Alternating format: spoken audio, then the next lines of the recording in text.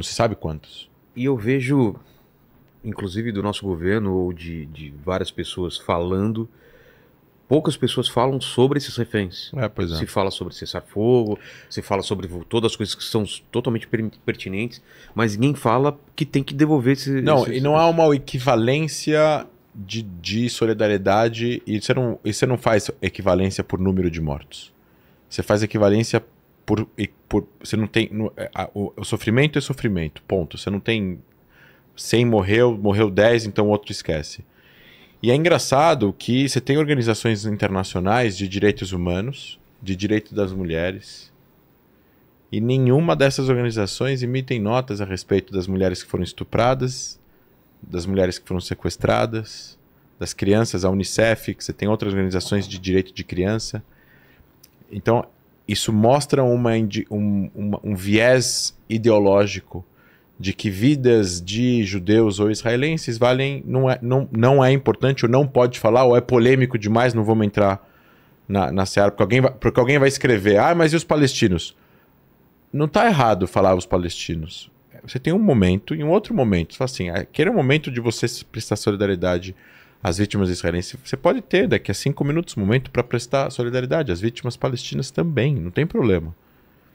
Ninguém está falando que tem que ter um em detrimento do outro. Pode ter os dois, né? Pode ser e não ou. E é isso que a gente sempre está falando o tempo todo no nosso trabalho de conscientização durante a guerra. E eu, quando dou entrevistas em relação ao que está acontecendo, que eu também tenho o chapéu de cientista político, eu também falo na mídia bastante a respeito da parte técnica, objetiva, o que é o objetivo militar, o que é o Hamas, quem criou o Hamas, como ele opera, como ele se arma, quem financia, qual é o jogo geopolítico que tem na região, qual a posição da Síria, qual a posição do Irã, qual a posição do Líbano, qual a posição do Hezbollah, qual é a posição do Iêmen, como é que a Arábia Saudita entra no meio disso, como é que os Emirados Árabes entram disso. Tem as questões das perguntas e respostas, que é uma questão de ciências políticas e relações internacionais. E tem a questão também, e tem a questão humana. Sabe, você falar, eu vi outro dia um protesto da extrema esquerda, não vou ficar citando agora nem pessoas e nem partidos, porque eu não dou palco para maluco dançar, acho que você concorda comigo que a gente não precisa ficar fazendo propaganda de pessoas que não. falam coisas que são o que a gente chama de discurso de ódio, apologia ao terrorismo, apologia a crime. Eu não faço. Mas você tem protestos da extrema esquerda que estão rolando por aí. Alguns têm 100 pessoas, alguns têm um pouco mais de gente, e eu tenho amigos árabes e palestinos no Brasil que falam, a gente está muito incomodado porque tem protestos pró-palestinos que não tem bandeira do Hamas, de repente brota gente que não é árabe, que não é palestino, que não tem nada a ver com a causa palestina no sentido, e que traz a bandeira do Hamas. Eu falei, vocês têm que tirar essas pessoas, né? Vocês têm que ter Você viu aquele samba? Vocês têm que ter o protesto, e obviamente não vou citar o nome dos meus amigos, mas dos meus conhecidos, mas eles entram e eles vêm roubar a narrativa, né? Eles vêm pegar a narrativa para si. E aí teve uma vez um cara entrevistou não sei quem e falou, mas você é a favor de estuprar uma criança israelense? Mas o que Israel faz é muito melhor. Mas mesmo assim, você é a favor... Mesmo que o que Israel faça é pior, entre aspas, você é a favor de um estupro de uma criança israelense? Ele falou, sou. Sério? Pois é. Então, assim, é impressionante, né? É como se a vida dos judeus valesse menos, né? E isso remete a um histórico penoso que o povo judeu passou durante 2000 anos. E só reforça sentimentos que o preconceito e o antissemitismo nunca desapareceu. Eu tô assustado com o Twitter, principalmente, mas você vê isso no Instagram também. Mas o Twitter sempre foi terra de ninguém, né? A maior parte são perfis fakes, né? Então, também, mas tanta gente sem foto, sem nome. Destilando antissemitismo com uma desculpa de que é pró-Palestina. Parece que o pessoal agora, com esse discurso pró-Palestina, ele embute nisso daí um ódio aos judeus. E, cara, coisas absurdas de que Hitler estava certo, de que... Então, mas aí que tá. É bom que você tenha entrado nesse ponto. Só para terminar a viagem, a gente passou aí, depois a gente escutou as sobreviventes, depois acabou a viagem, né? O pessoal que teve os parentes sequestrados. E acabou. É. Então, assim, a pessoa que é pró-Palestina, a gente teria que fazer uma pergunta um pouco mais específica, assim, eu não tô falando... totalmente legítimo, né? Ser pró-Palestina. Eu me considero pró-palestino, acho que você se considera pró-palestino. O que significa ser dois estados? O que significa ser pró-palestino? Eu sou a favor da dignidade, da liberdade e dos direitos do povo palestino para que se chegue em um lar nacional para o povo palestino e que eles possam ser livres e viver em paz e segurança ao lado de Israel, seus vizinhos, assim como ao lado dos egípcios e ao lado dos jordanianos. Se você é a favor do... Quando as pessoas falam, sou a favor dos palestinos, mas elas não emitem nenhum tipo de opinião sobre os 4.000 palestinos que foram assassinados pelo regime de Assad, e eram todos civis e não tinha nenhum tipo de motivo para ele fazer isso, você não está sendo pró-palestino. Se você não fala dos palestinos que sofrem segregação em campos de refugiados no Líbano, são 17 campos de refugiados, você só fala dos palestinos, se você só se importa com os palestinos quando é algum problema de segurança com Israel, mas quando é entre sírios e palestinos, ou libaneses e palestinos, ou iraquianos e palestinos, ou jordanianos e palestinos, ou egípcios e palestinos, você não fala nada, você não faz protestos, você não faz nota, você não... Então você não tem um problema, você não tem uma solidariedade com os palestinos, você tem um problema com Israel, ou com os judeus. Porque você não está sendo coerente. Não existe, essa coerência não existe. E é justamente o que a gente está vendo que está acontecendo. Há uma tentativa de diminuir o que aconteceu com o que o Hamas fez. Então tem gente que falou lá atrás, quando a mídia ainda estava tentando fazer a verificação de crianças mortas e de bebês mortos, já teve gente que é influenciador, que tem milhares de seguidores já falando que era fake news. Aí foi a CNN e confirmou. Aí foi outro jornalista e confirmou. Aí foi outro jornalista e confirmou. Aí qual é a narrativa? Mídia corporativa, todo mundo comprado. É que, assim, não tem nenhuma forma de você mostrar para aquela pessoa que ela está 100% convencida de não aceitar que aquilo é verdade, não tem nenhuma forma de se provar para ela que é verdade. Se você mostrar um corpo para ela morto, ela vai falar que aquele corpo não é de um israelense judeu, é que é um corpo de outro momento de 3 anos atrás. Ela não vai acreditar. Existe um método isso, é um método psicológico. A pessoa não acredita na verdade, mesmo que a verdade esteja na frente dela, que é o que está acontecendo agora com essa história da rave, né? Estão espalhando aí notícias que Israel matou seus próprios cidadãos então vamos lá, helicópteros atirando. O que a gente você tem uma palavra em hebraico que chama Aran, Erua Rav Nifgaim, que é meio que um evento com alto número de pessoas mortas e atingidas. E você tem protocolos que são feitos para você poder evitar um massacre ainda maior. Existem, numa guerra e num atentado como esse, existem muitos erros. Você tem erros. Quando os Estados Unidos foi responder logo depois do 11 de setembro, eles também erraram. Eles não mandaram os bombeiros para dentro do outro Trade Center, e um monte de gente morreu no prédio. Eles erraram eles não pousaram todos os aviões, eles quase abateram aviões no ar. Eles deram ordem para, se algum avião voasse, eles iam ser abatidos. Tem erros, existem erros de países que tomam decisões e não necessariamente essas decisões são certas, né? Elas são corretas. A festa Nova Music Festival, que estava tendo perto de um kibbutz, saiu no jornal que o Hamas não sabia da festa. E aí eles não entraram com paraglider, eles viram a festa e avisaram pelo rádio.